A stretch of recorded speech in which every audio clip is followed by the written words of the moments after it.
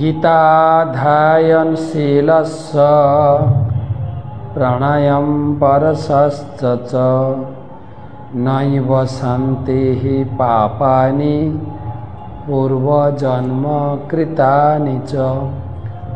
जिन्हें नियमित गीता अध्ययन करें तार जन्म जन्मांतरेर पाप तार क्षति करते पारे ना। षष्ठ अध्याय ध्यान योग 13 नंबर श्लोक 13 समं काय शिरग्रीवं धारयन् अचलं स्थिरः संप्रेक्ष्य नासिकाग्रं संदिशश्चानवलोकयन्। আমরা অষ্টাঙ্গ যোগ বা ভক্তি যোগের কথা আলোচনা করছি। মনকে বশীভূত করার জন্য জঙ্গলে যেতে হবে, নির্জন স্থানে একাকী আসনে বসতে হবে এবং চিত্ত মন ক্রিয়াকে একাগ্র করতে হবে। আজকে বলছেন সমম কায় শিরগ্রীবম, সোজা হয়ে বসবেন আসনে।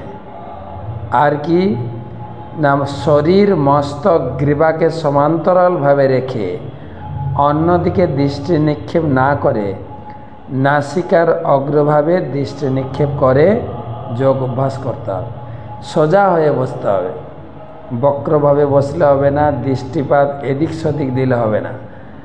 একদম অর্ধ নিমিলিত নেত্রে চোখ নাকের ডগায় দৃষ্টি, কেন চোখ খোলাও রাখবেন না। জপমালা হাতে নিয়ে সোজা হয়ে বসবো, চোখ পুরো খোলা থাকবে না, পুরো বন্ধও থাকবে না, অর্ধ নিমিলিত নেত্র। কেন? চোখ পুরো খোলা থাকলে অন্য কিছু দর্শন এলে মন বিভ্রান্ত হতে পারে, আর এদিক সেদিক তো তাকানোই যাবে না।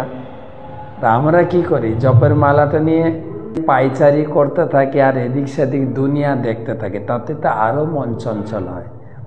তাই ভগবান এখানে বলছেন আসনে সোজা, মস্তক গ্রীবা শরীর এক সরলরেখা রেখে হাতে জপমালা নিয়ে দৃষ্টি নাকের ডগায় রেখে মন স্থির করতে হবে। হ্যাঁ, চোখ পুরো থাকলে খোলা থাকলে অন্য জিনিস দেখে মন চঞ্চল হবে, চোখ বন্ধ থাকলে ঘুম এসে যেতে পারে। তাই অর্ধ নিমিলিত নেত্রে নাকের ডগায় দৃষ্টি রেখে ভক্তিযোগের অনুশীলন করব, যাতে মন ভগবানের ধ্যানে একাগ্র হবে।